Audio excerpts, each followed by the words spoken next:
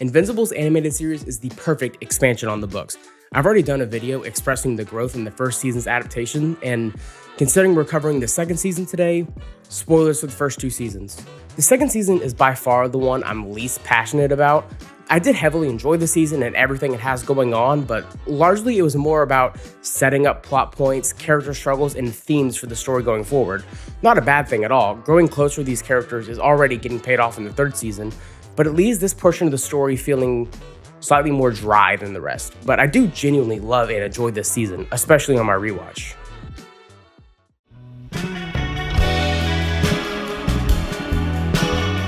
Angstrom has to be one of the most tragic characters in the story, a compassionate, well-intentioned soul put through a horrific accident.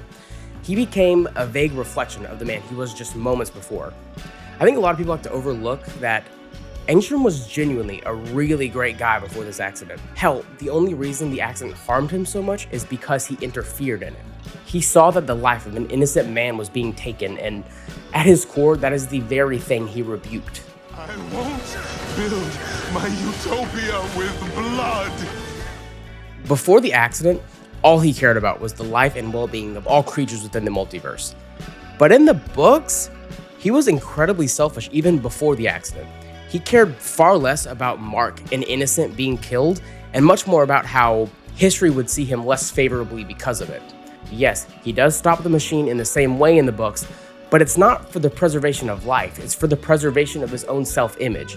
That made his initial goals in the books very unclear, as it's hard to believe a self-righteous egomaniac would genuinely want to help out all these other different universes. After the explosion, Angstrom's character is defined by his fragile mental state. He has violent mood swings, emotional lack of control, and it's very unclear as to what he even stands for half the time. His brain was flooded with memories. Thousands of personalities are now in the driver's seat at any given moment. Of course, his mental state would be inconsistent. But in the books, he doesn't really have that mental disarray. He's just kind of a dick. Stop being a dick, Scott! When Show Angstrom breaks Debbie's wrist, it's not malicious. He never at any point intended on hurting Mark's family unless he was simply out of options. But when Debbie pushed back on him, he got flooded with emotions. He lost control of his anger and retaliated on her. But throughout this whole scene, it's largely expressed that he never had intention of hurting Debbie. He was not there to torture her. But over in the books, he hurts Debbie before Mark even arrives.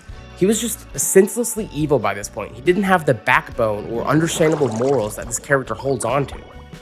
He mentions that his plan is to kill Oliver and Debbie just to hurt Mark further. Debbie, you could make a case for, as he does see her as guilty too, but a man with the intentions of bettering life for all innocent peoples would never harm a defenseless baby in this way, even after such a dramatic personality shift. I did overall very much enjoy Comic Angstrom, but he feels very one-note. He's an asshole before the accident, and he's a homicidal asshole after the accident. And largely, he lacks the good intentions that Angstrom holds at his core. In the show, he wholeheartedly believes that the revenge on Invincible is the best thing for the multiverse at large. A flawed view, but one risen out of his desire to help others.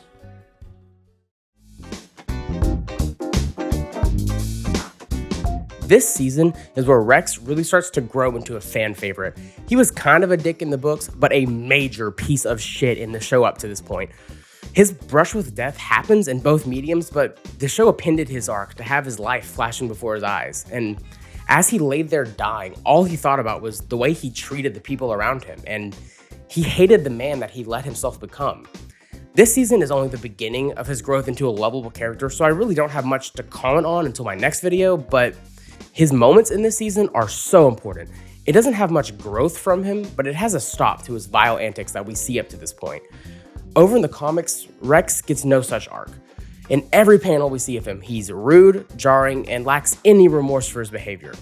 In the comics, Rex was no one's favorite character. He was there as a mild obstacle that no readers really cared about. I love that the show allowed him some change. A story like this needs to display that even the most annoying people you found rancid and grating have the chance to change and grow into someone you can respect and admire. Rex is truly the first to introduce you to this theme. It's addressed elsewhere before this, but Rex is the first time we see someone be so awful for so long and then wholeheartedly turn over a new leaf. That right there is the most important theme of the story, especially as the show continues into further seasons. Trust me, being comfortable to this concept will largely benefit the arc of many characters. One smaller change that I really liked was when Comic Rex fights Octobos, it really just feels like an arrogant asshole trying to show off, which, again, no growth, ever. But over in the show, it's a form of therapy for him. His entire life, he has tried to do one thing, be the most physically skilled hero he could be. And after getting bested by a low-tier gang of villains, he's struggling with the notion that the one skill he's crafted, he isn't even that good at. Him taking down Octomom was his way of proving to himself that he still has worth and value to give back to the world.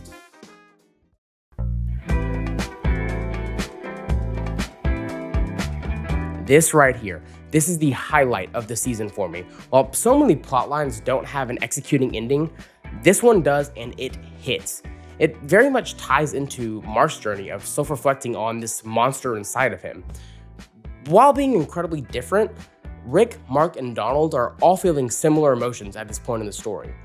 Granted, Mark's battle is more of a mental struggle, while the other two stems from involuntary major bodily harm, but largely overlapping emotions nonetheless. This arc was the mystery of the season, and sure, it's not as weightful as Debbie's plotline over the course of the first season, but this plot of Donald realizing he's more machine than man and working up the courage to demand some answers was beyond engaging. Donald's growth into acceptance is mostly done in the background.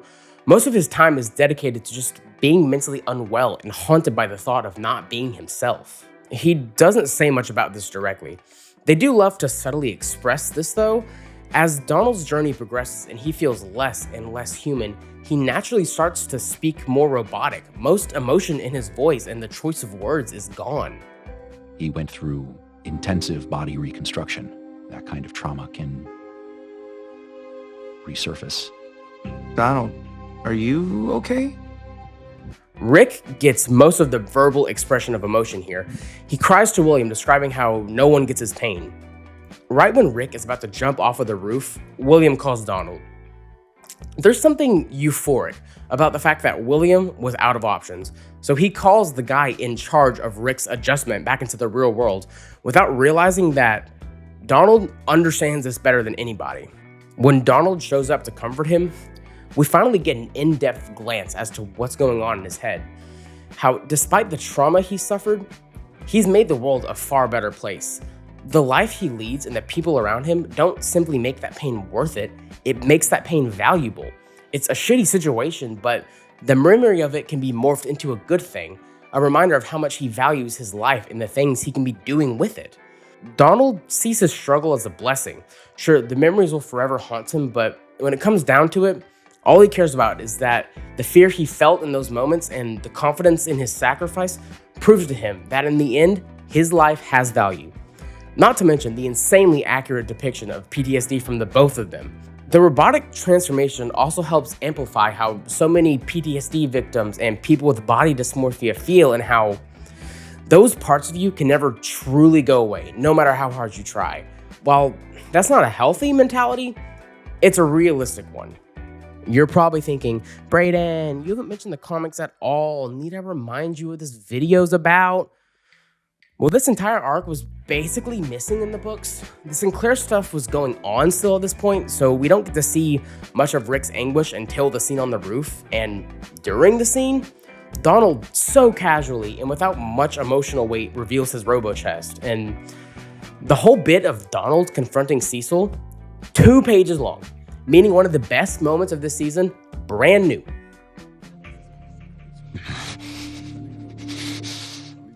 Everybody out!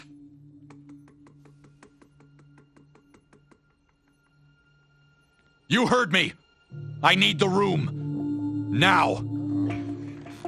You were in shock. You got burned pretty bad. Burned? Is that what you call? This? With respect, sir, what did you do to me? 1. Donald. My DMs are open. And 2, seeing Donald, a very reserved man, stand up against who he knows damn well is the most powerful man on the planet is such a good expression of the weight these feelings are having on him. He's ready to throw it all away for an answer. The books had him learn about it more like as a lore dump. He didn't care that much and quickly moved on. But this time around, we get a horrifying depiction of forced mutilation and the emotional turmoil of body dysmorphia. If you're enjoying this video so far, liking and subscribing would seriously go a long way for me.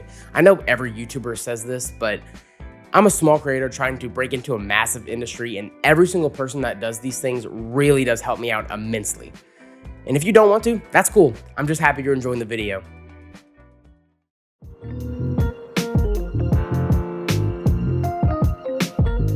The show's interpretation of Cecil feels so very different and yet so similar that it's really difficult to try and put into words how changed he feels. His personality and gimmick is the exact same in both. Not a great guy, but he does genuinely care about the well-being of the populace and would do anything to achieve this. I think a large difference lies in a character like this only ever hurts people when absolutely necessary for the overall benefit of society. But in the books, he has some more questionable moments. Both mediums, he hires on Sinclair for ethical reanimin, but in the books, it expressed to us that Cecil knew about Sinclair kidnapping innocent people to make this happen and did not stop it. If Mark had never caught on and stopped him, Cecil would have let this go on for much longer to let Sinclair's knowledge and skills develop. I really do not feel like the show's Cecil would ever do something like this. He understands that a tool like this could be very well utilized, but he would never turn a blind eye to kidnapping and mutilation in this way. If show Cecil was more aware of the background of the reanimin, he would have stopped it immediately and then begin providing Sinclair with more ethically provided corpses. A character like this has almost no personal stakes in anything.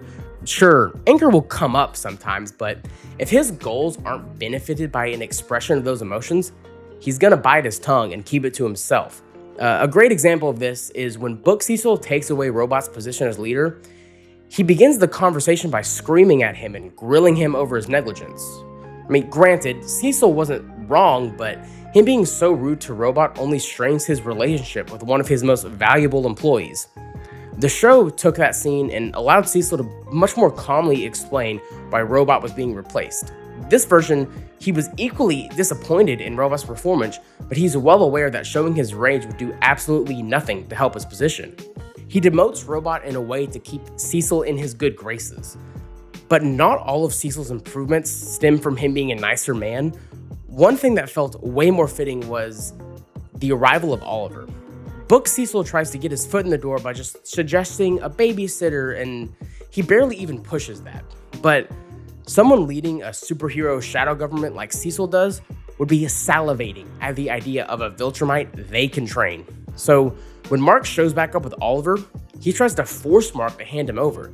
He doesn't even give Mark the option of raising him with Debbie. Mark has to threaten Cecil down. The newer Cecil also feels much more compassionate. Saving the most lives as possible is an emotional task for him, not purely logistical like it is in the books. It really does feel like he cares about the well-being of Mark. You didn't have a choice. Don't beat yourself up over it. You're not your dad, Mark. You weren't there. I lost it. I just lost it. I crossed the line, Cecil, and I... You didn't cross the line. You kept your mom and your brother safe. End of story. I don't know, Cecil. Stop. Mark, look at me. If the bad guys are dead and the good guys are alive, that's a good day. How do you know the difference? You're not him. He wasn't simply saying that to keep Mark on good behavior. He genuinely believes that. He knows Nolan would never stew over his actions like this, and for Mark's sake, he wants him to understand that he's a good guy and not to beat himself up so badly over it. Cecil is the exact same character in both mediums. Similarly to the way that the first season better contrasted Nolan's conflicting emotions, it just feels like they struck a better balance with Cecil. His actions are more understandable. Someone in his shoes has to have some level of care for humanity. It's just the line he walks between moral and immoral is just much better grasped in this second time around.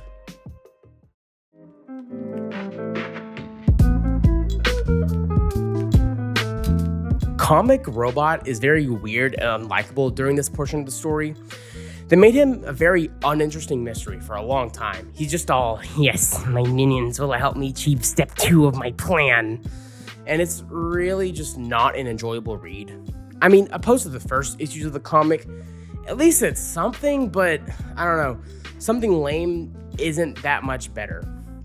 The biggest thing that irked me is that he treats his drones like they aren't him, describing the robots as one of your teammates. Like, dude, that was your doing. You did that. I just hate that concept. And it makes one guy feel like 2 different characters, and both of the characters kinda suck. Also, what about your plan needs phase 2 to be fucking a 12-year-old girl?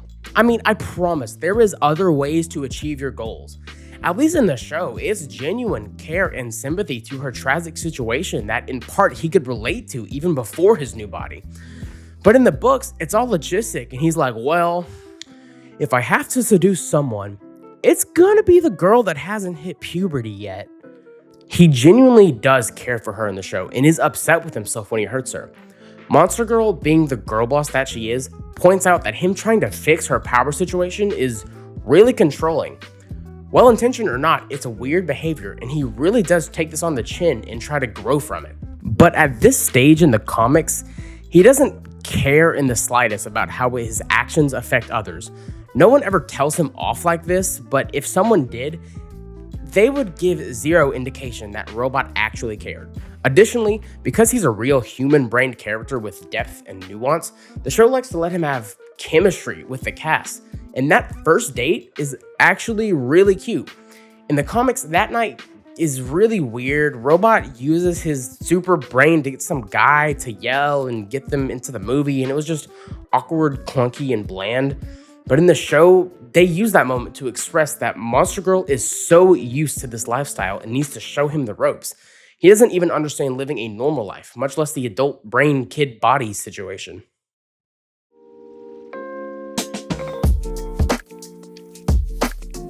They open this season by having the alternate Mark fighting Immortal, completely lacking the context of this being a different Mark than the one we know. This makes the viewer buy in for a moment that this is the same Mark Grayson that we've been following. That lets us buy into how awful this person is and how he has no remorse and simply only cares for what personally benefits him. That's the main arc of this season and the next. Mark has a monster inside of him. His nurture is full of humanity, but his nature is a genocidal maniac. This scene also amplifies the fact that he does have that good nature from Debbie. Even this awful, heartless Mark refuses to kill Eve. He resorts to simply paralyzing her as he doesn't have the heart to end her life. These are 2 battling emotions between his mind and his biology. Most Marks let the Viltrumite win, but ours is still fighting against it. On top of that, he's mourning the loss of his father. The span of a day, he was betrayed, realized his life and destiny was a lie, and that his father is the exact thing he's dedicating his life to get rid of. This has been weighing on him, but he doesn't get the time to sit and process it. He's just going through the motions, continuing all of his responsibilities, while this is just constantly weighing on his mind. He is really struggling to keep his grief under wraps. When Cecil tells him no to joining, he has a small fit of rage. And he knows that this rage and anger inside of him is a part of him, and he's unclear of how to process that. He doesn't yet have the means to control his anger, and yet that bothers him more than even the betrayal of his father. In the books, Mark just goes through the motions without displaying any pain over the recent betrayal and his internal struggle. It's just not made apparent, not displaying any level of upset or discomfort in the books. The books also made the whole Atlantis thing very different. They treat the marriage fight like a goofy joke where he helps out some guy get with the princess instead of him, and as funny as that was, it gives zero emotional stakes for Mark. Here, he has to make a choice to go back and save the lives of a culture that was ready to kill him over crimes he's innocent in. The comics didn't shed much light on the internal battle here. Sometimes it felt like it's just not there this early on. Immortal, a man he's looked up to, valued, and respected his entire life, shows up and displays that he has zero trust for Mark. All of these thoughts he has about being a rancid monster at his core, the #1 superhero and a man he sees very highly, confirms all of these to him, and it really cements all of this as a deep issue for Mark. In the books, Mark shoots back and argues with Immortal. He struggles trying to get people to look past his father in the comics, while in the show, he struggles looking past it himself. Too much of Mark agrees with the sentiment Immortal holds to argue back with him. This entire arc was much more fitting for Mark. They very effectively display the dueling nature of these emotions. He has very realistic ups and downs. For 18 years, Mark thought nothing but love and respect for his father. The notion that he's not the good-hearted man he grew up with is still a new, foreign concept to him. During the reunion, having him embrace his father in that way was so rewarding because for a brief moment, he has his dad back. For a second in time, all of that pain and loss is over. However, the books took this too far. While letting Mark have a moment to relive the good times with his dad is a very, very in character, he then begged him to come back like nothing happened. Mark is too mature for that. Even in a moment of weakness, he would never consider or even want that to seriously occur after the betrayal and lack of visible growth from Nolan. He's still enraged and disgusted by his actions. Then later on Thraxa, Mark is strong-armed into acting on these Viltrum instincts. He has to kill, he has to fight dirty. All the work he's done to be the bigger man and show mercy, he's forced to go back on, and it really cements to him that these feelings and aspects will always be a part of his brain. The comics, yes, have that be a factor, but he really clues in on this in retrospect, later in the story. At this point, the mental divide in his character really isn't addressed much at all. The books slowly start to introduce this here, but it's mostly small glimpses that you have to infer from. In the Thraxa fight, I like that the show added the "you have to fight like a Viltrumite" line. It pressures Mark to give in to all the parts of himself that he hates and just pushes through this turmoil in himself that was not present enough in the source material. I like that after Nolan's taken to prison, Mark doesn't just fear that he's dead like he did in the comics. His main emotion is confused. He's torn on how to feel. So much has happened to a man he currently both loves and hates. None of us would have a clear, defined set of emotions at a time like this.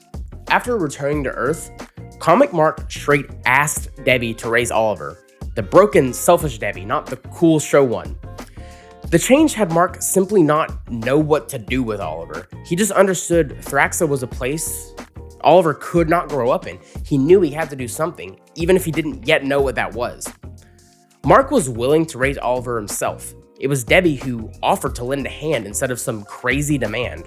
When Comic Mark gets back, he doesn't even go see Amber or Eve to tell them he's okay. He just throws Oliver at Debbie and runs off to Cecil. While in the show, he very much makes the people in his life a priority over Cecil. He even has to find Mark to confront him, and Mark basically just brushes him off.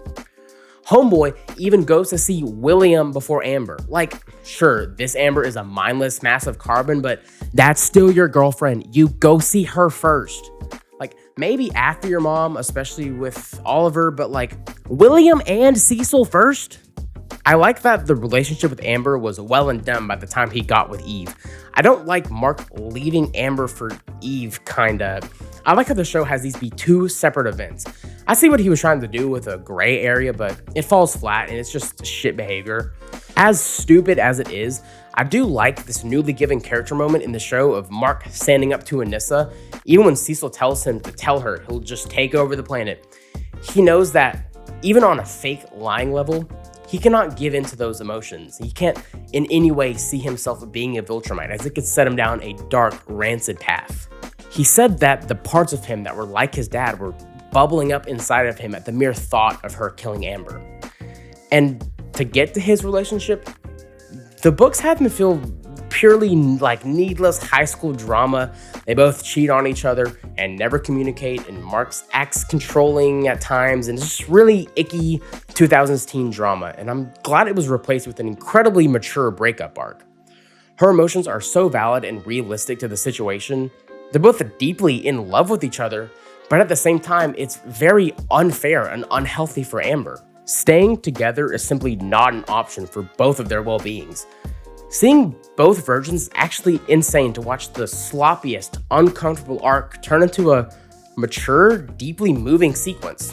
When Mark, for all intents and purposes, kills Angstrom, it's finally the moment he broke. The Viltrumite inside of him finally broke free. His arc in this moment changes from keeping that part of him from coming out to trying to get rid of it from his brain. And the whole "I thought you were stronger" thing, Mark didn't want to kill him. He didn't want to break into his Viltrumite behavior, but in that moment, his rage and instinct took over. He was not in control. He did not think he was stronger. He just didn't think. He wasn't using his brain, and in that moment, he was purely acting on Viltrumite rage. After being sent home, Cecil says, "You're not him." He doesn't agree. Sure, Cecil didn't see it, but Mark knows how it wasn't a conscious decision. It was a loss of control, and that's what scares him. That moment is a turning point for Mark, a major shift in the internal fight he battles day in, day out. However, in the books, that feels more like the first taste of these emotions. None of this has been weighing on him before now, rather than the reality of it finally hitting him at full capacity.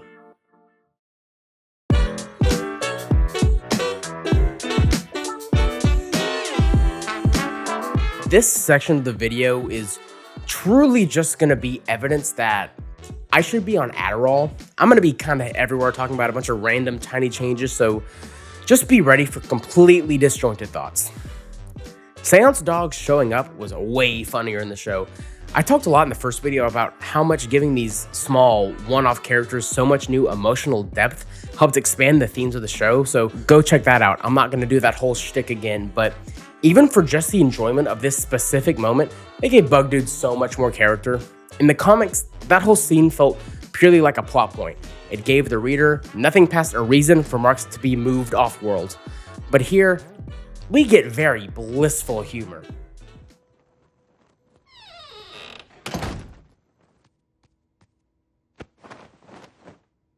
It's for you. In your dimension, yes. But there exists myriad other worlds where dogs and magic are as real as the air you breathe. We have dogs. Dogs are real. Well, then you're halfway to understanding. And of course, the emotional resonance is so much stronger, with William begging Mark to go, as he's made this exact same mistake before with Rick. Omnipotus got less weight in the show, and that is so worth it because for whatever reason, this up-to-date is my favorite joke from the entire series. Tremble before my unlimited power! No. The Angstrom fight also takes place way early in the books, before Mars, Rex getting shot, and Nissa's arrival. That allows Angstrom to be the big bad for Mark. It lets Mark's emotional pains cut way deeper, having the main antagonist be someone that's been harmed by Mark Grayson's time and time again. Alan is also so much more charming in this version.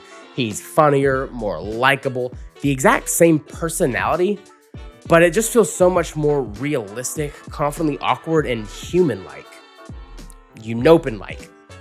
He's just full of flavor in the show. They seasoned him with salt and pepper in the books, but this time they got out that garlic pepper and just gave him some zest. Sorry, I was just staring at this bird over there. We have to get these people off the bridge! Got it. No! Move the dividers! Oh, yeah, you're right. My bad. He's also much more real in the serious moments. When Thetis does his big reveal, Alan is like, "Whoa, I don't know what to say, man." While in the show, he just shoots up and naturally freaks out. It felt so much more like a big, real reaction.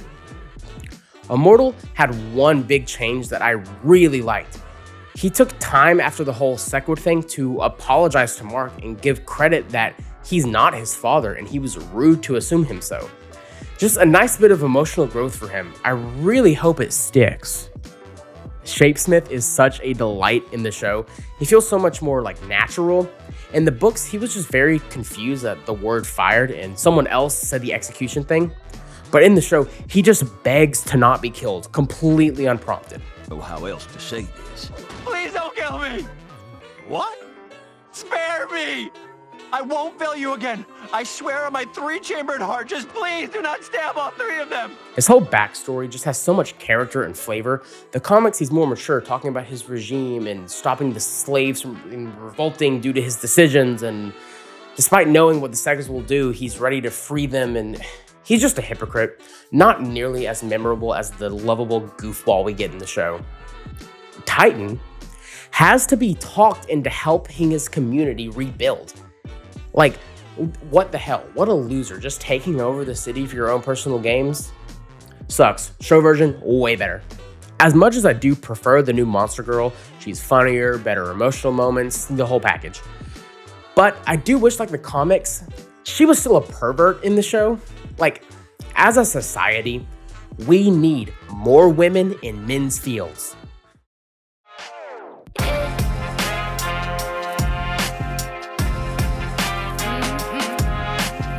Nolan really just has one big moment this season, and thus I'll be talking almost purely about that scene. When Mark reunites with him on Thraxa, he's filled with all these different complicated emotions. He had thousands of years of conditioning that he should only live for the Viltrum Empire. He's learned that love is a weakness. And now, empathy and compassion are flooding his mind, and he doesn't understand who he is or how to process this. Both mediums display the transitional phases of his mentality, but in the books, it almost feels like he's struggling with the wrong things. Very similar to what I said earlier about the show striking a better balance in CECIL's mentality, they also strike a better balance to which aspects of morality Nolan is struggling with. Aside from Mark, the largest reason he felt bad over his actions was what he had done to the planet Earth. The comics have Nolan admit that he originally came to Thraxa to conquer it and lessen his Viltrumite punishment. But the show understands how guilty he feels over his life conquering worlds. Even if he was confused, he wouldn't turn around and try and do it all over again. The way he stumbled upon the Thraxans and chose to help out of his own goodwill felt a lot more realistic to the character. The books have him stay completely cold for this scene. He even refuses to mention Debbie and doesn't take Mark's emotions seriously, even telling him, "Watch your tone, I'm still your father," when Mark rightfully is upset that he was replaced with a new family so quickly. So out of character for this stage of Nolan, the show displays that Nolan is warm and loving to Mark and genuinely cares deeply about him, and he's incredibly happy to see him. He tells Mark he misses him. He's said this many times to Mark over his life, but you can hear it in his voice and see it in his eyes. This is the first time he knows he meant it. He's meant it before, every time, but he never understood that. His time on Earth, he believed saying that was simply a way to stay low and be under the radar, but right here, he finally understands that he meant those words every single time. The growth was just executed better in these moments. It's hard to put into word because it's the exact same story and emotion. Just the landing is so much more effective. In the books, he handles these new emotions from a place of logic. Like on paper, he has hurt many people in his actions.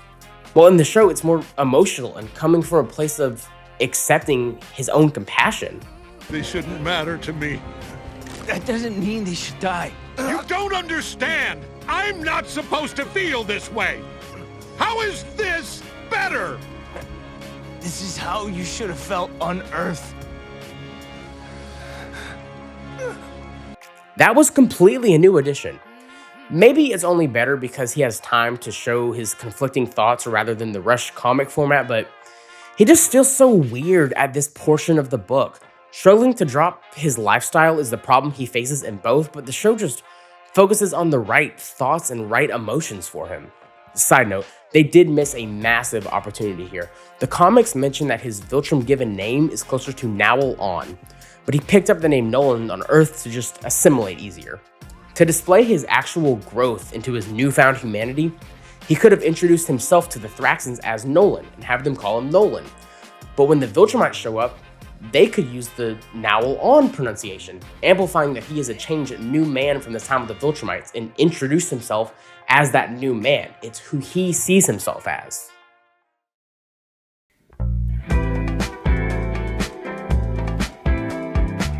Debbie is one of my favorite fictional characters ever. I made it incredibly clear that I would let that woman impregnate me.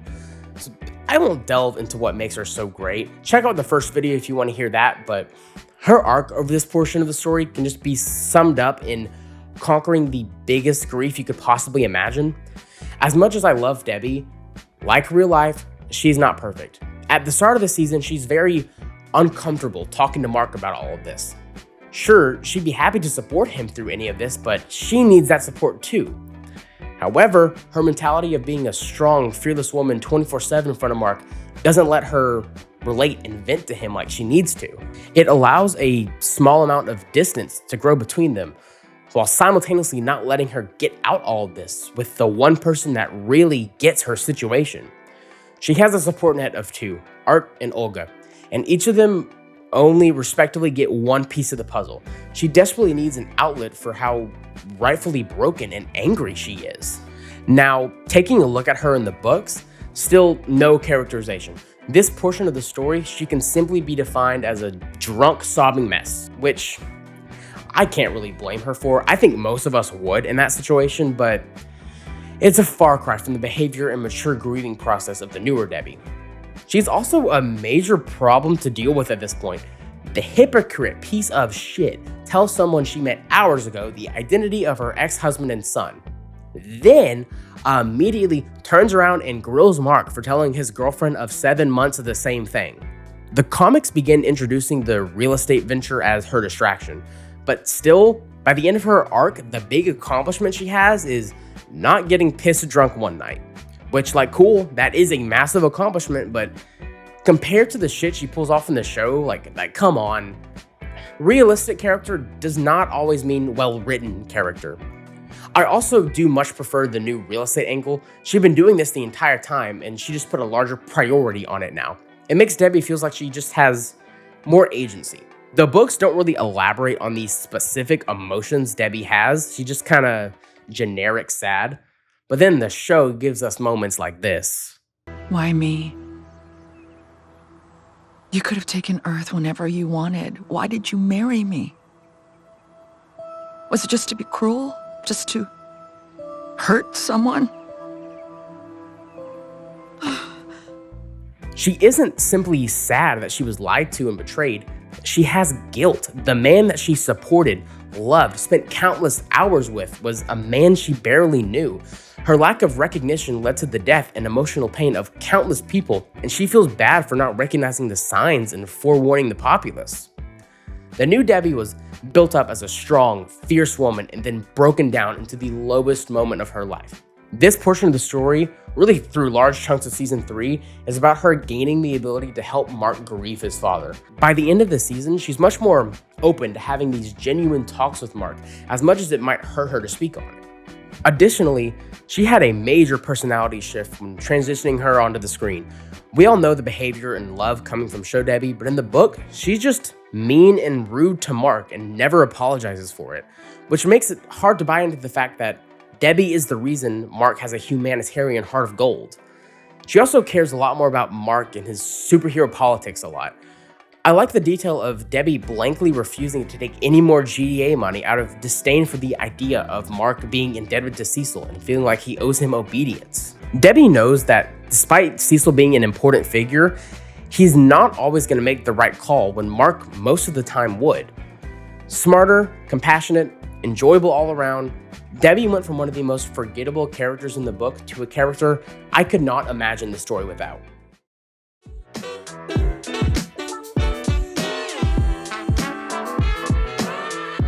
As anyone who saw my first video will know, Kirkman has no idea how women work or how to write them. So many of Eve's actions just kind of fall into a needless high school girl drama, like dating William for literally no reason. They have no time together, no chemistry, it just happens purely for shock value. Completely needless arc. Plus, Show William wouldn't exactly date Eve for obvious reasons. I'm a otter power bottom. Whoa!